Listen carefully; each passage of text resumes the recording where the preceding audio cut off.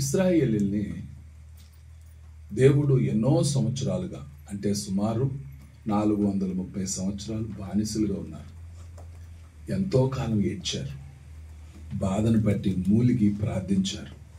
దేవుడు వారి ప్రార్థన విన్నాడు, వారి మూలుగులు చూశాడు. అబ్రహాం, ఇసాకు, యాకోబులతో చేసిన ప్రమాణం జ్ఞాపకం చేసుకున్నాడు. దేవుడు దైవజనుడు మోషేని ఏర్పరచుకున్నాడు. మోషే ద్వారా ఇశ్రాయేలు బయటికి తీసుకొచ్చాడు. 10 అద్భుతాలు ఆ దేశంలో దేవుడు చేశాడు. తన బలమైన హస్తము చాచి ఫరో చేతిలోంచి విడిపించాడు. ఐగుప్తు నుంచి బయటికి తీసుకొచ్చాడు. ఎర్ర సముద్రం దాటారు. దాటిన తర్వాత వారు చూసిన కార్యాలు, వారు జరిగిన కార్యాలు వాళ్ళ కళ్ళ ముందే జరిగాయి, వాళ్ళ జీవితంలోనే జరిగాయి. జరిగినప్పుడు నిజంగా దేవాన్ని ఎంత గొప్పోడు అనుకున్నారు. ఐగుప్తులో జరిగిన కార్యాలు మామూలు కార్యాలు కావు. దేవుడు ఫరోకు తిరుపతి ఇచ్చాడు, ఐగుప్తు దేశానికి తిరుపతి ఇచ్చాడు.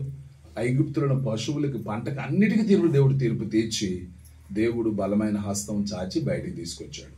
ఇది ఒక అనుభవం. రెండవది, వాళ్ళ జీవితంలో ఎర్ర సముద్రం పాయలవటం, శత్రువుల్ని దేవుడు అందులో ముంచివేశాడు, ప్రజల మటుకు సురక్షితంగా చేర్చాడు. ఇది వారి జీవితంలో చాలా అద్భుతమైన కార్యం. అక్కడి నుంచి ఎముకొచ్చారు. అక్కడి 3 రోజులు నడిచారు, నీళ్లు లేవు. అక్కడి నుండి మారాకు చేరారు. మారాకు చేరారు కానీ నీళ్లు ఉన్నాయి, కానీ ఆ నీళ్లు చేదు నీళ్ళు. ఇప్పుడు వాళ్ళ జీవితంలో ఇది ఒక పెద్ద పరీక్ష. ఇన్ని చూశారు, ఇన్ని భరించారు, కానీ మారాకు వచ్చాక భరించలేకపోయారు. మారా నీళ్లు చేదు నీళ్లు, తాగలేకపోయారు. కనుక వాళ్ళు చేసిన పని ఏమిటంటే సనిగారు. ఎవరి మీద? మోషే మీద సనిగారు. అక్కడ సరే, వీళ్ళు సనుగుడు మోషే మీద సనగడం ప్రారంభించారు.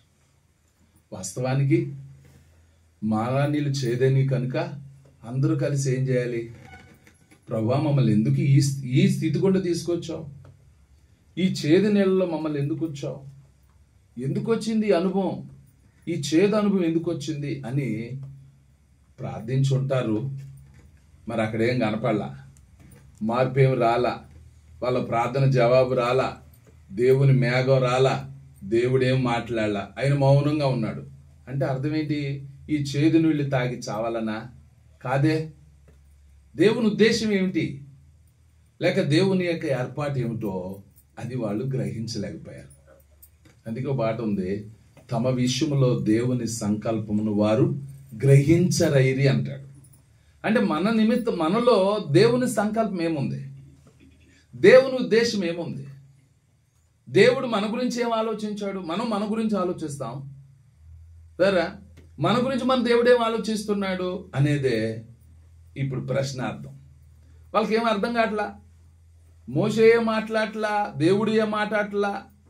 ఇప్పుడు పిల్లలు, పెద్దలు, పశువులు, ఎవరండి, పసిపిల్లలు, శిశువులు, మరి వాళ్ళతో వచ్చిన పశువుల సంఖ్య, ఇవన్నీ ఉన్నాయి. ఇప్పుడు వీళ్ళు చేదు నీళ్లు అనుభవంలోకి వచ్చారు. నీళ్లే మారా, చేదు నీళ్లు. ఇప్పుడు వాళ్ళు తాగలేకపోయారు, వాస్తవమే. కానీ వాళ్ళు చేసిన పని ఏమిటంటే సనగటం ప్రారంభించారు. సనుగుడు ఎప్పుడు వస్తుంది అంటే చెయ్యలేనప్పుడు వస్తుంది. సరే, బైబిల్లో మార్తా మరియలు ఉన్నారు. పాపం మార్తమ్మ యేసయ్యని ఇంటికి చేర్చింది, ఆహ్వానించింది, చేర్చుకుంది. ఆయన కొరకు ఒక చక్కని ఆయనకి ఏర్పాటు చేసింది. పని పెట్టుకుంది. పాపం పని అవ్వలేదు. అయ్యో, నాతో పాటు నా చెల్లి కూడా ఉంటే కొంచెం బాగుంటుంది, ఇద్దరం కలిసి తొందరగా పూర్తి చేసుకొని నేను కూడా ప్రభుతో కూర్చొని వాక్యం వినగలను అనుకునుంది. కానీ పని పెట్టుకొని తొందరపడటం వల్ల ప్రభునంది, ప్రభువా బోధకుడా, నీకు చింత లేదా? నా సహోదరు నన్ను ఒంటరిగా విడిచిపెట్టిందయ్యా, నీకు చింత లేదా అంది. దేవుని సందులు ఇప్పుడు వీళ్ళున్నారు. దేవుడు వారిని ఎందుకు నడిపాడో వాళ్ళకి తెలియదు. కానీ ఇప్పుడు జరిగింది ఏమిటంటే వాళ్ళ ముందు మారా ఉంది, అంటే చేదు నీళ్లు ఉన్నాయి. ఈ నీళ్లను బట్టి వాళ్ళు ఏం చేయాలి? వాస్తవానికి ఇప్పుడు దేవుని గుర్తు చేసుకోవాలి. దేవుడు వారి విషయంలో చేసిన కార్యాలు జ్ఞాపకం చేసుకోవాలి.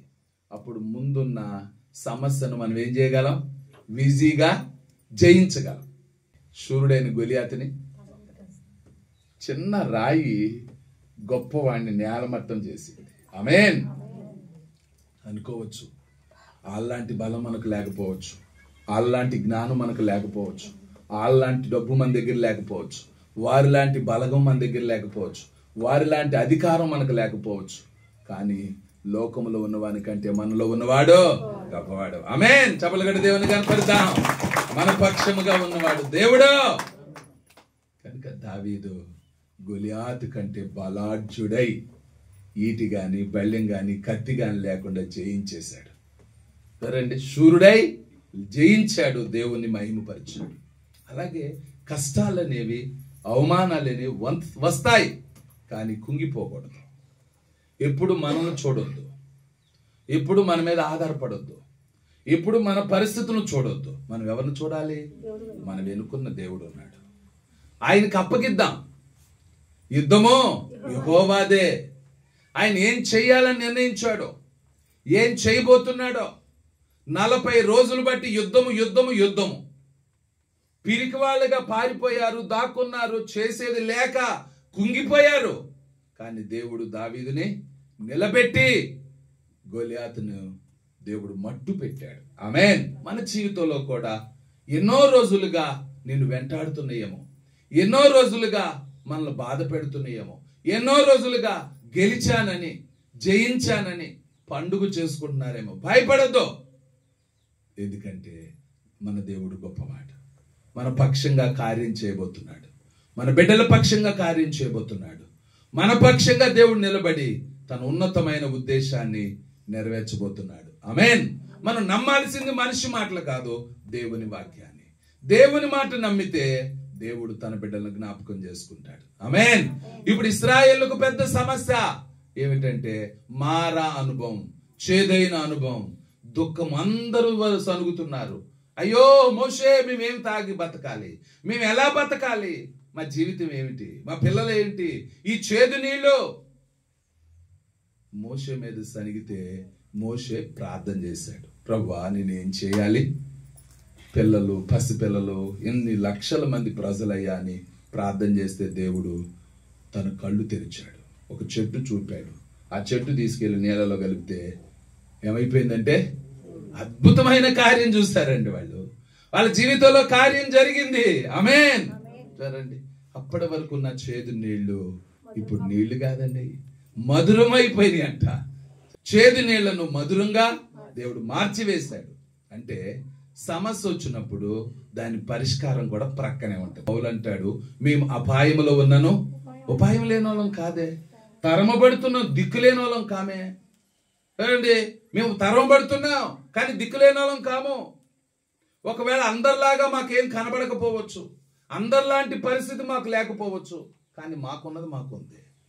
మాకున్నది ఉంది. ఎవరున్నారు? మా దేవుడైనా యెహోవాయే మా బలం, దేవుడైన యెహోవాయే మా కేడం, దేవుడైన యెహోవాయే మా జీవం. ఆమేన్.